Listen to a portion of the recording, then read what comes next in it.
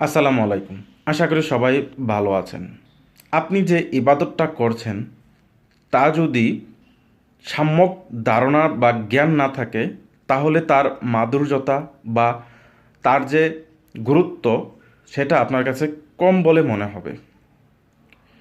তাই আপনি যে ইবাদতটা করছেন সেই ইবাদতের উপর আপনার সর্বোচ্চ জ্ঞান থাকতে হবে। তাহলে আপনি সেই ইবাদত থেকে বেশি পরিমাণ মাধুর্যতা বা বেশি পরিমাণ খুশুখুজু বা বেশি পরিমাণ তৃপ্তি লাভ করতে পারবেন।